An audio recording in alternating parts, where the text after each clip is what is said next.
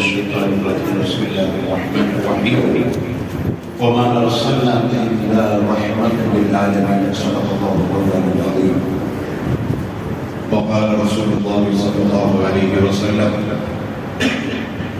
لا يؤمن أحدكم حتى أكون أحب إليه من والده وولده والناس أجمعين صدق رسول الله صلى الله عليه وسلم يا سيد السادات جئتك قاصدا أرجو حماك فلا تخيب مقصدي قد حل بي ما قد علمت من الأذى والظلم والضعف الشديد فأصلحي ബഹുമാനമുള്ള മുഅ്മിനീങ്ങളെ,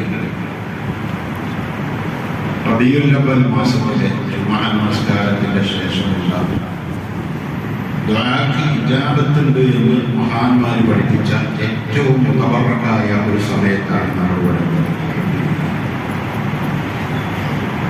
സത്യവിശ്വാസികൾക്ക് മുഴുവൻ സന്തോഷവും ആനന്ദവും അഭിമാനവും ആയിക്കൊണ്ട് റബീഉൽ അവ്വൽ എന്നാൽ ആ പുണ്യമാസം, വസന്തത്തിന്റെ പൂങ്കാവനം എന്നറിയപ്പെടുന്ന മാസം നമ്മളിലേക്ക് സംജാതമായി അതിലിരിക്കാൻ തൗഫീഖ് അല്ലാഹു തആല നമുക്ക് തന്നു. അൽഹംദുലില്ലാഹ്.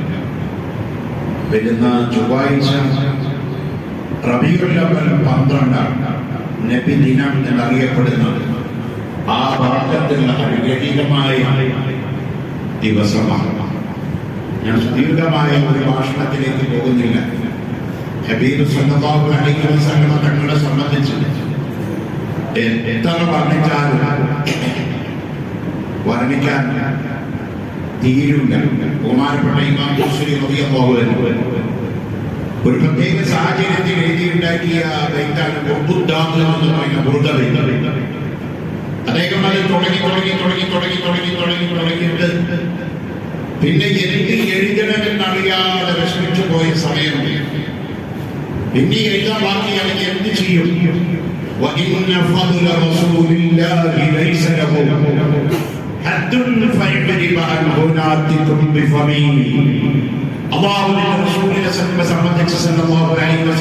സംബന്ധിച്ച് പറഞ്ഞാൽ മനുഷ്യന്മാരുടെ വാഗുണ്ട് പറഞ്ഞു തീർക്കാൻ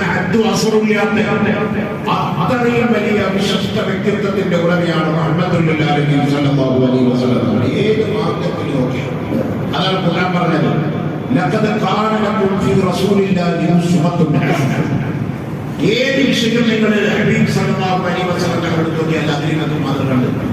വീക്കം ഫോർ എക്സാമ്പിൾ നമ്മളോട് കണ്ടിരിക്കുകയാണ്. എങ്ങനെ ഇരിക്കണം? ഇതിന് ടേംസ് ഓഫ് കണ്ടീഷൻസ് ഉണ്ട്, റൂൾസ് ആൻഡ് റെഗുലേഷൻസ്. എങ്ങനെ ഇരിക്കണം? പള്ളിയിൽ വന്ന് എങ്ങനെ ഇരിക്കണം? ഒരു സദസ്സിൽ എങ്ങനെ ഇരിക്കണം? എങ്ങനെ ചിരിക്കണം? എങ്ങനെ നോക്കണം? എങ്ങനെ കരയണം? എന്തിനധികം തന്റെ ഭാര്യയോടുകൂടെ രാത്രിയോ മറ്റോ ക്ഷമിക്കുന്ന അതിരഹസ്യമായ കാര്യത്തിൽ വരെ നിയമമുണ്ട്. അത്രേ പറയാനുള്ളൂ. അപ്പൊ ഏത് കാര്യത്തിലും അത് അവിടുത്തെ മാതൃക നമുക്ക് പഠിപ്പിച്ചു തന്നു. സുബ്ഹാനല്ലാഹ്. സുഹൃത്തുക്കളെ, ആ ഹബീബിനെ വർണ്ണിച്ചാൽ തീരൂല. ലോകത്തെ ബുദ്ധിയുള്ളവരൊക്കെ അതിനെ സംബന്ധിച്ച് പറഞ്ഞിട്ടുണ്ട്. മുസ്ലിങ്ങൾ മാത്രമല്ല. ഗുരു ശ്രീനാരായണ ഗുരുപാടി എന്താണ്? മനുഷ്യൻ എന്ന് പറയാൻ പറ്റില്ല, പുരുഷൻ എന്ന് പറയാൻ പറ്റില്ല. ദൈവത്തിന്റെ ആകൃതിയാണ് മുഹമ്മദ് മുസ്തഫ സല്ലല്ലാഹു അലൈഹി വസല്ലം എന്നാണ് നാരായണ പാടിയത്. വണ്ണത്തോൾ നാരായണനെ എന്ന് പറയുന്ന വലിയൊരു കവിയുണ്ട്. കേരള കലാമണ്ഡലത്തിന്റെ സ്ഥാപക നേതാവ് വണ്ണത്തോൾ നാരായണനേനോ വലിയ കവിയാണ്. അയാൾ കേരളത്തിന്റെ മലയാളികളുടെ ആവേശമാണ്. അയാളോട് ചോദിച്ചു, മുഹമ്മദ് സല്ലല്ലാഹു അലൈഹി വസല്ലം തങ്ങളെ പറ്റി രണ്ടു വരി പാടാം. വള്ളത്തോൾ പറഞ്ഞു, എനിക്ക് അതിന്റെ യോഗ്യതയില്ല. ആ മഹാനുഭാവനെ സംബന്ധിച്ച് എത്ര പറയാനും എനിക്കതിന് അറിവില്ല. ആ വന്നാൽ വീണ്ടും പ്രശ്നം ചെയ്തപ്പോ വെള്ളത്തോൾ പാടി,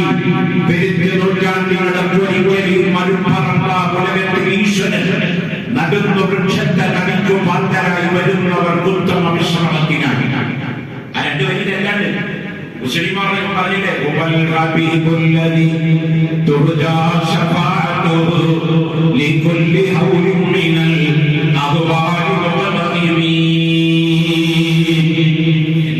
വലിയ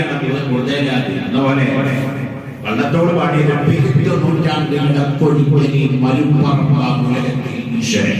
പെരുത്ത നൂറ്റാണ്ട് ഈസാ നബി അലൈഹിസ്സലാമിന്റെ ശേഷം 500ഓളം വർഷം പത്രത്തിന്റെ കാലം, പ്രവാചകന്മാരുടെ കാലം ഒഴിഞ്ഞു കിടന്നു ഈ ലോകം. അതാണ് വള്ളത്തോട് പറഞ്ഞത്. അങ്ങനെ പെരുത്ത നൂറ്റാണ്ടിന്റെ കൊടിക്കൊലി മരുപ്പറമ്പുലകത്തിൽ ഈശ്വരൻ. ഈശ്വരനായ ദൈവം അല്ലാഹു നൂറ്റാണ്ടുകളുടെ മരുഭൂമിയിൽ ഒരു പ്രകാശത്തെ കൊണ്ടുവന്നു വെച്ചു. എന്ത് പ്രകാശ? സാധാരണ പ്രകാശമാണോ? പെരുത്ത നൂറ്റാണ്ടിയുടെ ഒരിക്കലും മരുപ്പറമ്പുലകത്തിൽ ഈശ്വരൻ നടുന്നു വൃക്ഷത്തെ. ഒരു വൃക്ഷമാണ് നട്ടുപിടിപ്പിച്ചത്, സാധാരണ വൃക്ഷമല്ല. നടുന്നു വൃക്ഷത്തെ തനിക്കും പാന്തരായി വരുന്നവർ ഉത്തമ വിശ്രമത്തിനായി. ലോകത്തിലെ എല്ലാ ജീവജാലങ്ങൾക്കും തണല് നൽകുന്ന, അഭയം നൽകുന്ന, ആര് എന്ത് പരാതി പറഞ്ഞു വന്നാലും അഭയകേന്ദ്രമാണ് മുഹമ്മദ് മുസ്തഫ സല്ലല്ലാഹു അലൈഹി വസല്ലം. അതാണ് നമ്മൾ പാടുന്നത്.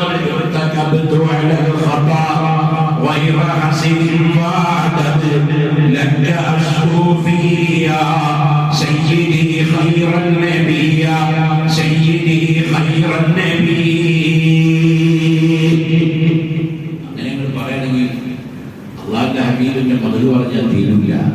എത്ര കേട്ടാലും നമ്മുടെ കൽബ് അറിയൂല. അത് അങ്ങനത്തെ ഒരു വ്യക്തിത്വം. ഈ പ്രപഞ്ചം തന്നെ സൃഷ്ടിക്കാൻ കാരണം നബിയെ അങ്ങയെ സൃഷ്ടിക്കുന്നു എന്ന ഒറ്റ കാരണമല്ല. അല്ലെങ്കിൽ ഈ പ്രപഞ്ചം തന്നെ ഞാൻ സൃഷ്ടിക്കുമായിരുന്നില്ല എന്ന് ഒരു കുതിശിയായ വിദ്യത്തിലൂടെ നമുക്ക് ഒഴിവാക്കി തന്നിട്ടുണ്ട്. അപ്പൊ ആ പ്രവാചകനെ സംബന്ധിച്ച് നമ്മൾ ഏത് കോണിൽ നിന്ന് പറഞ്ഞാലും തീരില്ല. ഒരൊറ്റ കാര്യം ഞാൻ പറഞ്ഞു നിർത്തുകയാണ്. നമുക്ക് തിരക്കുണ്ടാവും. അപ്രതീക്ഷിതമായാണ് ഞാനിവിടെ എത്തിയത്. ഞാൻ ഇന്ന് മഞ്ചേശ്വരത്ത് അങ്ങ് ഉള്ളിൽ പോയിട്ട് ഒരു സ്ഥലത്ത് ധർമ്മനഗർ എന്ന് പറഞ്ഞ സ്ഥലത്ത് 7 മണിക്ക് ഒരു മധുര റസൂൽ പ്രഭാഷണം ആദർശ പത്രികയുടെ വാർഷികമൊക്കെ അതിൽ പങ്കെടുക്കാനുള്ള. ഇന്നലെ ഞാൻ എൻ്റെ സുഹൃത്ത് ആദ്യം നെല്ലിക്കട്ടയുടെ വീട്ടിൽ ഇന്നലെ രാത്രി വന്നു. അപ്പൊ ഇവിടെ 1-2 സ്ഥലത്തൊക്കെ പോകാനുള്ളവർക്ക് ഇങ്ങനെ പകരുമാരുടെ ജുമാക്ക് കൂടാത്ത വെച്ച് അൽഹംദുലില്ലാ മറ്റൊരു സുഹൃത്തിനെ വഴിയിൽ വെച്ച് കണ്ടപ്പോൾ അദ്ദേഹം അത്രയുള്ള ഐസിഎഫിന്റെ പ്രവർത്തകനാണ്. അദ്ദേഹത്തിന്റെ പാപ്പി അടുത്ത സമയത്ത് മരിച്ചുപോയി. അപ്പൊ അത് ഞാൻ അപ്പോഴാണ് അറിയുന്നത്. ഉസ്താദ് അവിടെയാണ് വന്നത്, വലുത് പോകണം. പിന്നെ അങ്ങനെ അവിടെ ഈ പള്ളി ജുമാക്കുമല്ല നമ്മുടെ ആളുകളൊക്കെ ഒന്ന് കാണുകയൊന്നും അൽഹംദുലില്ലാ അല്ലാഹു കബൂലാക്കട്ടെ. മരിച്ചുപോയവരുടെ എല്ലാ പ്രിയപ്പെട്ട സഹോദരന്റെ വാപ്പന്റെ തറച്ച അല്ലാഹുവിലേക്ക് ഉയർത്തി കൊടുക്കണം. എന്ന് ദുആ ചെയ്യാൻ സുഹൃത്തുക്കളെ, ഇന്ന് കാല അപകടത്തിലേക്ക് നീങ്ങിയാണ് എന്ന് പറഞ്ഞപ്പോൾ ഇന്നത്തെ പത്രം വായിച്ചിട്ടുണ്ട്. TV, ഇൻസ്റ്റാഗ്രാം, ഫേസ്ബുക്ക്, വാട്സാപ്പിലൊക്കെ കണ്ടില്ല. ആലപ്പുഴയിൽ 13 വയസ്സുള്ള ഒരു പെൺകുട്ടി, അതായത് സ്വന്തം പേരക്കുട്ടി, വയ്യാപ്പാടെ കൊട്ടേഷൻ കൊടുത്ത് കൊന്നു. എന്തിനാ കൊന്നത്? പ്രേമിച്ചിട്ട് കാമുകന്മാരെ വിളിച്ചു വരുത്തിയിട്ട് 13 വയസ്സുള്ള പെൺകുട്ടി ആലപ്പുഴയിലാണ് പറയുന്നത്. അമേരിക്കയിൽ കണ്ടാൽ വണ്ടിയപ്പോ എന്ന് പറയുന്നത് അമേരിക്കയിലാണ്, റഷ്യയിലാണ്, ചൈനയിലാണ്. ഇനി നെല്ലിക്കട്ടയിലാണ്, ചക്രാജയിലാണ്, ചർക്കളത്താണ്, കാസർഗോഡാണ്, മുഖത്തിനാണ് പറയുന്നതൊന്നും ഒരു വിഷയമല്ല. 13 വയസ്സുള്ള പേരക്കുട്ടി വല്യാപ്പാക്ക് കൊട്ടേഷൻ കൊണ്ടുകളഞ്ഞു. തട്ടിക്കളയുന്നത് ലൈവായിട്ടെടുത്തിട്ട് പേരക്കുട്ടിക്ക് കൊട്ടേഷൻ കൊടുത്ത് ഗുണ്ടകൾ ചവിട്ടി കൊടുത്തു. ഗുണ്ട എന്ന് പറയുമ്പോൾ ചാൾസ് ശോഭരാജിനെ നമ്മൾ സങ്കല്പിക്കേണ്ട. 13 വയസ്സുള്ള ചെക്കന്മാരാ കൊല്ലുന്നത്. കൊട്ടേഷൻ കൊടുക്കുന്നത് 13 വയസ്സുള്ളവരാണ്. എന്തിനാണ് കൊട്ടേഷൻ കൊടുത്തത്? ഐഫോണും ബൈക്കും വാങ്ങാൻ. പേരക്കുട്ടിക്ക് ഐഫോണും ബൈക്കും വാങ്ങാൻ. ഇപ്പോൾ പറയുമ്പോൾ കേസെടുക്കാൻ വേണ്ടില്ല. കാരണം രണ്ടും പ്രായപൂർത്തിയാകാത്തവരാണ്. ഒന്നോനും പ്രായപൂർത്തിയാകാത്തവരാണ്, കൊല ചെയ്യപ്പെട്ടവരും പ്രായപൂർത്തിയാകാത്തവരാണ്. നമ്മൾ പറഞ്ഞു ഖിയാമത്ത് നാളിനോട് അടുത്താൽ ഒരു കാലം വരും. കൊന്നവരറിയില്ല എന്തിനാ കൊന്നത്, കൊല ചെയ്യപ്പെട്ടവരറിയില്ല എങ്ങനെയാ കൊല്ലപ്പെട്ടത്. കണ്ടില്ല ഈ നിയമമൊക്കെ കാറ്റിൽ പറഞ്ഞ കാലം അധികം ചെയ്യുക. 13 വയസ്സായി കൊന്നാൽ അവനെ ശിക്ഷിക്കാൻ റൂൾസ് ആൻഡ് ഓർഗനൈസേഷൻസ് ഇല്ല. പോസ്കോ, പീസ്കോ എന്നുകൊണ്ട് കുറെ റൂൾസ് പടുത്തുണ്ടാക്കിയത്. ഇതൊന്നും കൂടുതലും ഭഗവത്ഗീതയും ബൈബിളും ഒക്കെ അമെന്റ്മെന്റുകൾ ഓർഡർ കൊണ്ടുവരാൻ പാർലമെന്റിന് അധികാരമില്ല. മാറ്റിയെഴുതിയിരിക്കുന്നു നിയമം. രണ്ടാമത്തെ കാര്യങ്ങൾ വായിച്ചില്ലേ? മിനിഞ്ഞാന്ന് ആന്ധ്രാപ്രദേശിൽ 15 വയസ്സിലെ 3 ചെക്കന്മാരെ കൂടി ആ സ്കൂളിലെ പ്രിൻസിപ്പലെ തല്ലിക്കൊന്നു. പെണ്ണാണ്, വീട്ടിൽ കയറി മോഷ്ടിക്കാൻ ചെന്നു. അത് തടഞ്ഞതിന് വേണ്ടി പ്രിൻസിപ്പാളെ കൊന്നു കളഞ്ഞു. അടുത്ത ദിവസം കണ്ടില്ലേ അധ്യാപകനെ കുട്ടികളെ തല്ലുന്നത്? എന്തേ കാരണം? ഇപ്പൊ കുട്ടികളെ തല്ലാൻ പാടില്ല. തല്ലിയ പോസ്കോ പാസ്കോ, ദുല്ലിയ പോസ്കോ പാസ്കോ, നോക്കിയ പോസ്കോ. അപ്പൊ അവരിഷ്ടം പോലെ ആരും ചോദിക്കാറില്ല. അങ്ങനത്തെ ഒരു കാര്യം ഇതിനൊക്കെ മാറ്റം വരുത്തേണ്ടിയിരിക്കുന്നു എന്നാണ് എനിക്ക് പറയാനുള്ളത്. നിങ്ങൾക്കും ഞമ്മക്കൊക്കെ പറയേണ്ടതാണ്. ഇതൊന്നും മാറ്റാൻ പാടില്ല. പോയാലും അതീശല്ല, ഭഗവത്ഗീതയല്ല, ബൈബിളല്ല, വേദങ്ങളും ഇതിഹാസങ്ങളും പുരാണങ്ങളും അല്ല. അതൊക്കെ മാറ്റാൻ പാടില്ല എന്നത് വിശ്വാസമില്ല. ഇതൊക്കെ നമ്മളുണ്ടാക്കിയല്ലേ പാർലമെന്റിൽ ബില്ല് അവതരിപ്പിച്ചിട്ട് അത് അസംബ്ലിയിൽ ഇംപ്ലിമെന്റ് ചെയ്ത് കോടതിക്ക് കൊടുക്കുന്നതാണ്. കോടതി നിയമം ഉണ്ടാക്കുന്നതല്ല. നിയമം ഇംപ്ലിമെന്റ് ചെയ്യാനുള്ള അധികാരമേ കോടതിക്കുള്ളൂ. നിയമം ഉണ്ടാക്കാനുള്ള അധികാരം സുപ്രീം കോടതിക്ക് പോലുമില്ല. അത് പാർലമെന്റ് ഉണ്ടാക്കുന്ന നിയമങ്ങളാണ്. പാർലമെന്റ് ഉണ്ടാക്കുന്നതാണ് ആരാ? നമ്മുടെ എംപിമാരുണ്ടാക്കുന്നതാണ്. പിന്നെ ഇവിടേക്കുള്ള നിയമം ഉണ്ടാക്കാനാണ് അസംബ്ലി, നിയമസഭ, legislative assembly, member MLA, member of legislative assembly, അതാണ് MLA. MP എന്ന് പറഞ്ഞ മെമ്പർ ഓഫ് പാർലമെന്റ്. ഈ രണ്ട് നിയമങ്ങൾ നമ്മൾ ഉണ്ടാക്കിയതാണ്. ഇതൊക്കെ ഒന്ന് മാറ്റണം എന്നാണ് നമുക്ക് പറയാനുള്ളത്. പറഞ്ഞ ഒരു നിയമം പോലും ചലഞ്ച് ചെയ്യാൻ ഇത്രയധികം കാലം കഴിഞ്ഞു പോയിട്ടും പറ്റിയിട്ടില്ല കേട്ടോ. ഇതിനൊക്കെ നേരത്തെ ഞാൻ നിയമം വെച്ചിട്ടുണ്ട്. നമ്മള് കുട്ടികൾക്കൊക്കെ പറഞ്ഞിട്ടുണ്ട്, ഒരു പ്രായമായ കുട്ടികൾ ആണായാലും അല്ലാതെ വാമാടി പാടിയിട്ട് എടുക്കാൻ പാടില്ല, മാറ്റിക്കെടുത്തു.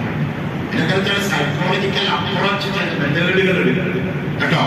അതുപോലെ കുട്ടികളോട് ഭാര്യ ഭർത്താവ് എങ്ങനെ പെരുമാറണം എന്നൊക്കെ വളരെ വ്യക്തമായി നമുക്കൊക്കെ അത് പഠിപ്പിക്കുന്നുണ്ട്. അതൊന്നും നമ്മൾ പറഞ്ഞാൽ അത് മതത്തിന്റെ കണ്ണുകൂടെ പറയും. എന്തെങ്കിലുമൊക്കെ പറഞ്ഞപ്പോൾ സോഷ്യൽ മീഡിയ അപ്പൊ തന്നെ ഇതിനെ കൂടി നമ്മളറിയാതെ വട്ടണം റെക്കോർഡാണ്, ഉപയോഗിക്കൊന്നും വേണ്ട, കയ്യിൽ കിടക്കുന്ന മോദർ റെക്കോർഡാണ്, ഒന്നും വേണ്ട. അപ്പൊ അത് ഇതൊക്കെ റെക്കോർഡ് ചെയ്തിട്ട് കൊടുക്കുന്ന ആൾക്കാരുണ്ട്. അപ്പൊ തന്നെ ഞാൻ യൂട്യൂബില് ഇത് നോക്കുമ്പോൾ ഒരാൾക്ക് നോക്കി നമ്മള് പ്രഭാഷകനായതുകൊണ്ട് ഇതൊക്കെ പറയണതിനെ കുറിച്ച് കാണിച്ചില്ല. ഞാൻ നമുക്ക് നോക്കിക്കറിയാൻ അതിനെ പറയുന്നുണ്ട്. കണ്ണൂർ ഇത് നോക്കി എന്താ അതിലാണ് ഒരു കുട്ടി പാടുക. ഇത് പാടുന്നത് നല്ല തന്നെയാണ്. ഭാര്യ ഒരുപാട് അത് പാടുന്ന മജിലിസിൽ കുറേ കുട്ടികൾ തൊട്ടതാകുന്നുണ്ട് ഡിസ്കോഡാൻസ് കളിക്കുകയാണ്. അവരാവശ്യപ്പെടില്ല പ്രശ്നത്താനും അതുകൊണ്ട്. അപ്പൊ അതിന്റെ മറ്റേ ചോട്ടൊരു കഥയുണ്ട്. അതാണ് എനിക്ക് തോന്നുന്നത് ചെയ്യുന്നത്. എന്താ സ്ഥലം കൊടുത്തത് ബിരിയാണിയാണ്. പക്ഷെ പറഞ്ഞത് ഞാൻ പറഞ്ഞു, ഞാൻ അങ്ങനെ പറയുന്നത് നമ്മുടെ സോഷ്യൽ മീഡിയയിൽ ഇങ്ങനെ ഒരാളുടെ ഒരു തെറ്റ് കണ്ടാൽ തെറ്റിന് തെറ്റുകൊണ്ട് നേരിടാൻ ഇസ്ലാമിൽ പറഞ്ഞിട്ടുണ്ട്. ഇത് തിന്മയെ നന്മ കൊണ്ട് നേരിടാനാണ്. ഒരാൾക്ക് തെറ്റ് പറ്റുക അത് ആദ്യം ഫേസ്ബുക്കിലും വാട്സാപ്പിലും ഇൻസ്റ്റാഗ്രാമിലും റീൽസും ന്യൂസും എന്നെ വേണ്ട എന്നെ വിളിക്കണം. നിങ്ങൾ അപ്പോൾ ചെയ്ത് തെറ്റാണ്, മേഖല അങ്ങനെ ആവർത്തിക്കരുത്, അറിവില്ലായ്മ വീണ്ടും ആവർത്തിക്കാനോ. അപ്പോ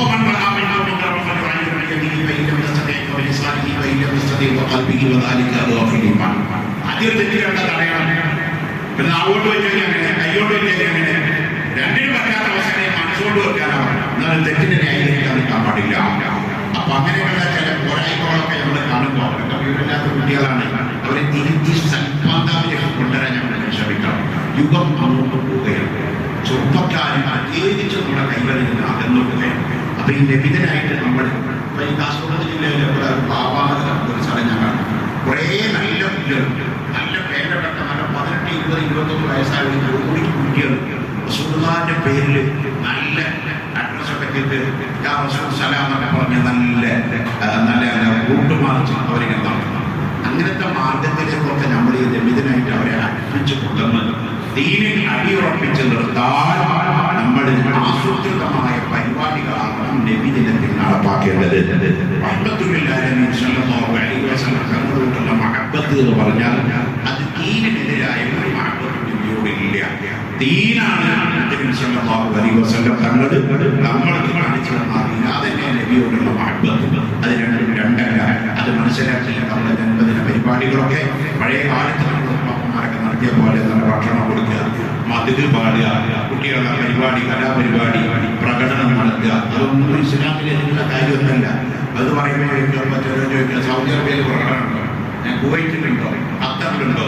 കുവൈറ്റും ഖത്തറും സൗദി അറേബ്യ നോക്കാനല്ല നബി നമ്മളോട് പറഞ്ഞു. ഖുർആനും ഹദീസും നോക്കാനാണ്.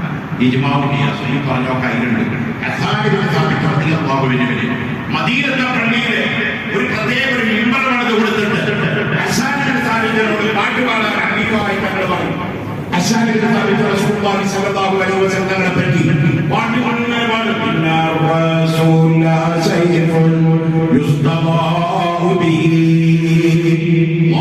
റസൂൽ എന്ന് പറഞ്ഞാൽ ഭിന്നിക്കണമെന്ന പ്രകാശനം അത് ഇങ്ങനെ പാടിയപ്പോ സാഹിബിന്റെ മിമ്പറയുടെ മുകളിൽ കയറി ചെന്നിട്ട് അള്ളാന്റെ റസൂലിന്റെ കഴുത്തിൽ കിടക്കുന്ന ഷാൾ എടുത്തു. ഹസ്സാന്റെ കഴുത്തിലിട്ടിട്ട് പറഞ്ഞു, അല്ലാഹുമ്മ അയ്യിദ്ഹു ബിറൂഹിൽ ഖുദുസ്. ജിബ്രീൽ അലൈഹിസ്സലാമിനെ കൊണ്ട് ഹസ്സാന്റെ സാഹിബിനെ ശക്തിപ്പെടുത്തണം അല്ലാഹ്. നബിയുടെ മരണകുറിച്ചുള്ള മരണശ്രീകാരാണ്. ഹസ്സാന്റെ സാഹിബിനെ എല്ലാ കുറിച്ചും പാട്ടുപാടാൻ പാടിക്കുന്ന അതിന് മരീതൊക്കെ പള്ളിയിൽ ഒരു മിമ്പറുണ്ട്. ഇവിടെ മകത് പറയുന്നു. എന്നിട്ട് ചോദിക്കുന്നത് ഒരു തോന്നാൻ തെളിവുണ്ടോ? ഇതിനും വലിയ തെളിവോ? ജന്മദിനാഘോഷങ്ങളുടെ തെളിവുണ്ടോ? ബുഖാരിയുടെ ഹദീസിൽ സിഹാബുസ്സത്തെ മുഴുവൻ പറഞ്ഞാൽ കാണാം, നിങ്ങൾ എല്ലാ തിങ്കളാഴ്ച നോമ്പ് നോക്കണം. What is the reason? എല്ലാ വ്യാഴാഴ്ച നോമ്പ് നോക്കണം. What is the reason? കാരണം എന്താണ്? വ്യാഴാഴ്ച നോമ്പ് നോക്കാൻ പറഞ്ഞത് വെള്ളിയാഴ്ചയുടെ മഹത്വമാണ്. ഇന്നത്തെ വെള്ളിയാഴ്ച പറയാൻ പറ്റില്ല. ഇവിടെ എന്ന് പറയുന്ന ഒത്തിരി നമ്മുടെ നാട്ടുഭാഷയിൽ എന്താ പറഞ്ഞാൽ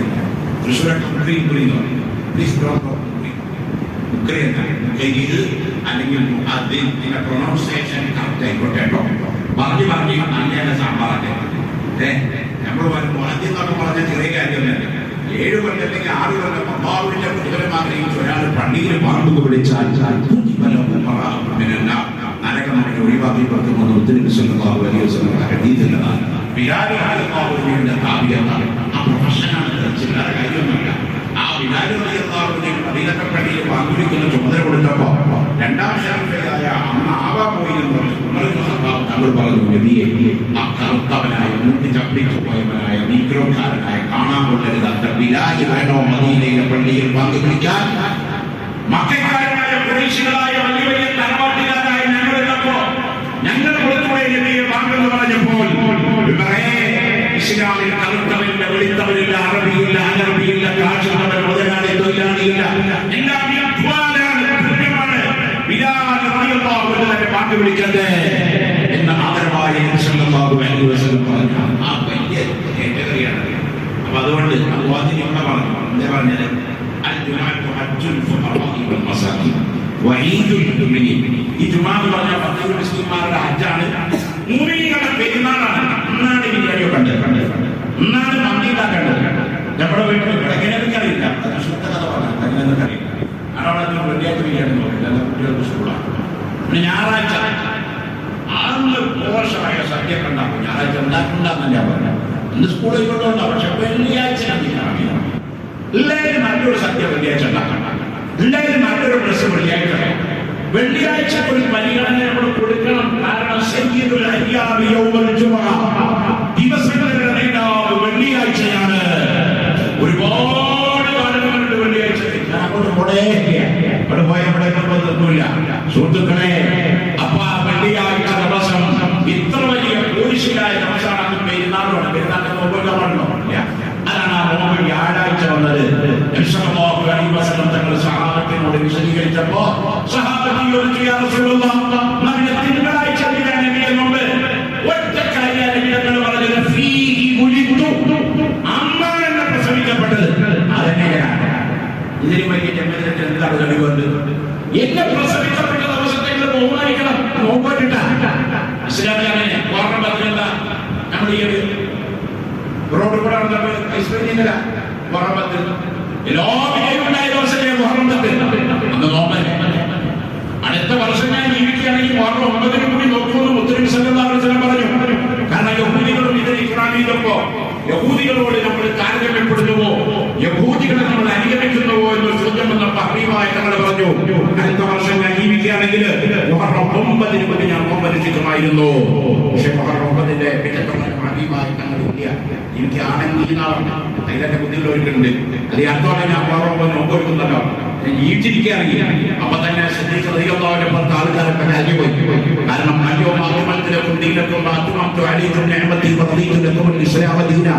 ഈ ആയത്തിറങ്ങിയ സിദ്ദീഖുകളാണ് ആദ്യം വരുന്നത്. എല്ലാ സഹാബത്തും ചിരിക്കാൻ ഇസ്ലാം പൂർത്തിയായല്ലോ പൂർത്തിയായല്ലോ. സിദ്ദീഖ് തങ്ങൾ കരയാണ്. ഇവിടെ സന്തോഷിക്കാൻ ഇസ്ലാം പൂർത്തിയായല്ലോ. ആദ്യം നബി മുതൽ തുടങ്ങി വെച്ച ഇസ്ലാം പൂർത്തിയായല്ലോ. ഇതിന് കൂട്ടാനില്ല കുറക്കാനില്ലല്ലോ. സിദ്ദീഖ് തങ്ങൾ പറഞ്ഞു, അല്ലാഹുവിന്റെ റസൂലിന്റെ ഉത്തരവാദിത്വം ദീൻ പൂർത്തിയാക്കലാണ്. ദീന് പൂർത്തിയാക്കിയാൽ ഹബീബായ തങ്ങൾ ഈ ലോകത്തുനിന്ന് വിട പറയുന്നു എന്നതിന്റെ സൂചനയാണിത്. അല്ലാഹുവിന്റെ റസൂലിന്റെ വഫാത്തിന്റെ സൂചനയാണ്. പ്രവാചകന്റെ ദൗത്യം നിർവഹിച്ച് കഴിഞ്ഞു പോയി. സുഹൃത്തുക്കളെ, അപ്പോ പൂർത്തീകരിക്കപ്പെട്ട ദീനിന്റെ അവകാശികളാണ് നമ്മളൊക്കെ. അതുകൊണ്ട് നമ്മളൊക്കെ പരിപൂർണമായി ദീനിന്റെ നിയമവിധങ്ങളൊക്കെ അനുസരിച്ച് ജീവിക്കാൻ ഹബീബായ തങ്ങളെ പ്രിയം വെച്ചിട്ട് കൂടി നമ്മളോടുള്ള പ്രിയം എന്ന് പറഞ്ഞാൽ നബിദിനാഘോഷിക്കലും ജാഥ നടത്തലും ഭക്ഷണം കൊടുക്കലും ഒക്കെ മഹബത്ത് തന്നെ. ഏറ്റവും വലിയ മഹബത്ത് നമ്മളോട് വേണ്ടത് അവിടുത്തെ സുന്നത്ത് ഹയാത്താക്കുക, താടി വയ്ക്കുക, തൊപ്പിടുക, അതുപോലെ നബിതങ്ങളുടെ ആ ഡ്രസ് കോഡൊക്കെ ഇസ്ലാമിന്റെ ഡ്രസ്സാക്കി മാറ്റുക, മുടിയിലാക്കണം. അപ്പൊ നമ്മുടെ ന്യൂ ജനറേഷന്റെ മുടി കണ്ടാൽ എന്ത് പോക്കാന്ന് നിൽക്കില്ല. പഴയ കാലത്ത് നമ്മളവിടെയൊക്കെ വെളിച്ചപ്പാടിന്റെ മുടി എന്ന് പറഞ്ഞു. ഇവിടെ എന്താ പറയുന്നത്, വാർഡ് വെളിച്ചപ്പാടെന്ന് പറഞ്ഞു. അമ്മാതിരി കട്ടൊക്കെ മറ്റവരോട് ഇവൻ സാദൃശ്യല്ല, ആ സാദൃശ്യമായിട്ട് പെട്ടെന്നാണ് ഇവൻ.